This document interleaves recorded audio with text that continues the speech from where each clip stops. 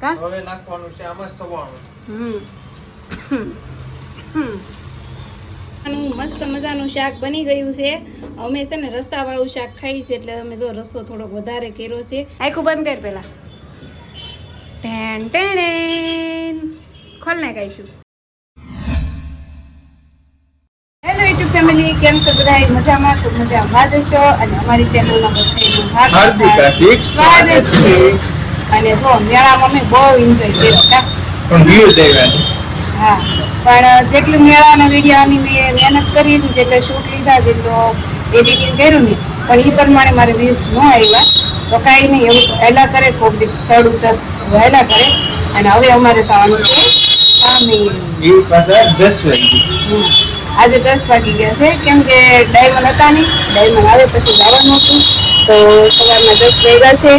અમારે ચપાતી પેક થઈ ગયા છે એટલે કે આની અંદર પાણીની બોટલ હોય. મને ઘરનું પાણી ખાવે છે અને સાજી નકરા માવા જ ભાવે એમ છો. તો કઈ નહીં, હાલો ફેમિલી, અમે જઈએ છીએ કામે અને મળશું આપણે બપોરે. અને આજ તો તારીખ 14 છે તો આજે છે ને ડૉક્ટર આંબેડકરની જયંતિ છે તો બધાને હાર્દિક શુભકામના ડૉક્ટર આંબેડકરની જયંતિ માટે. કઈ નહીં, હાલો અમે જઈએ છીએ હવે કામે, મળશું બપોરે.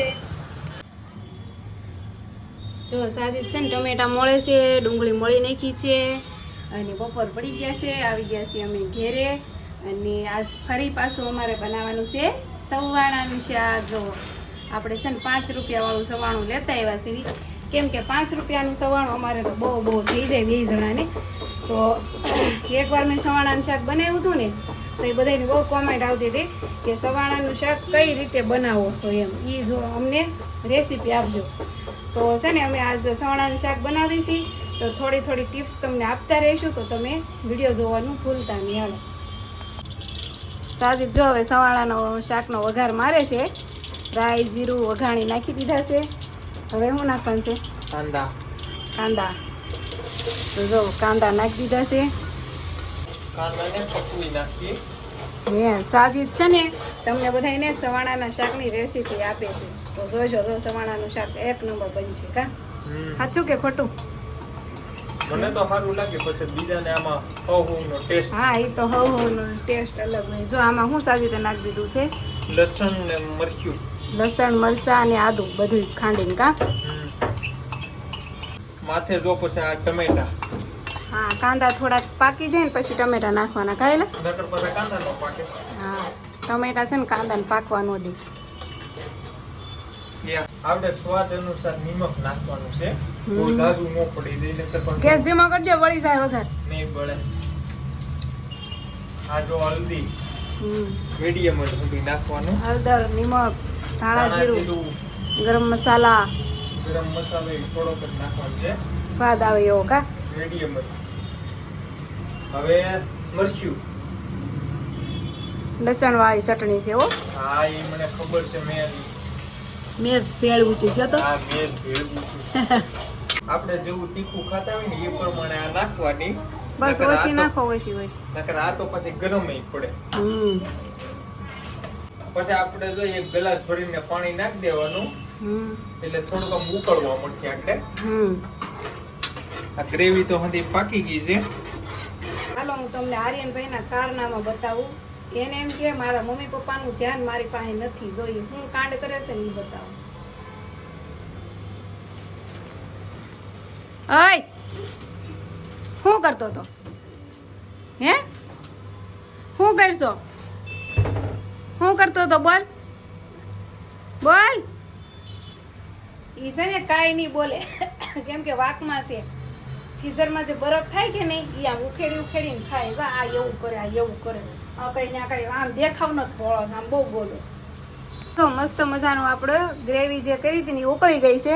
કા હવે નાખવાનું છે આમાં સવાણું.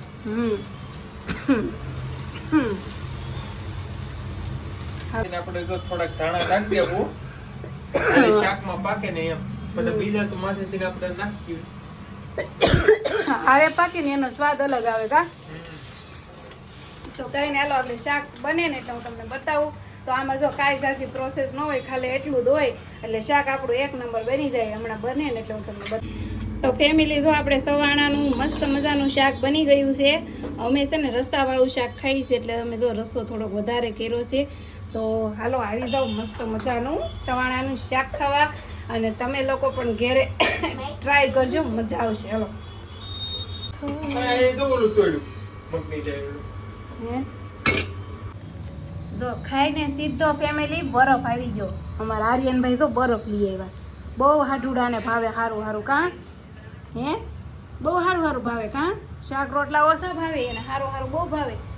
આમ જો હવે તો ઉનાળો છે હાલે છે એટલે શેરીમાં આવે તો ટ્રેન ટોકરી વાગે ને ત્યાં તો ભાઈ લઈ આવે હોતન બરફ. બોલો રોજ બપોરે બરફ ખાય ને રોંઢે 10 રૂપિયાના ભાગ ખાય. આખો દિવસના આર્યન 20 રૂપિયા વાપરે છે. બોલો શું કરવું. અને ખાતે આવે નહીં, મારા નણંદના ખાતે વહી જાય તો ત્યાં છોકરાઓ ભાગ લઈ તો હારો લઈ લે એવું કરે. છોકરો અમારે એવું કરે. એકે છે પણ 1000 છે કાં હે, 1000 હશે ને મારે તો હે. જોતી જોવે કેવો મીંદડાની જેમ. રવ ફેમિલી આ આનું મોહરિયું વાળવા મળે છે કે મને તડકો લાગે. કાળી પડી ગઈ તો શું કરું. પણ તું કાળી છો કે ઢોળી છો, મારે લાખોમાં છોટું. એ લાખોમાં સૌ વાત થાય છે પણ તડકો કેવો છે એટલે હવે બાંધવું ન પડે હે. એ વાત હાચી. તડકો તો છે હો બહુ. તો બહુ છે. તો આર્યન જો અમે જાવી છીએ અને આર્યનના મમ્મી નીકળે ને એને આ રવિયો જશે હો કે મુકતા સાવી અત્યારે જ જાઓ કાંઈ નહીં, એ આવે ને ત્યાં આ રવિયો જજો ને. તો હારું હાલો ફેમિલી કામ ઉપર.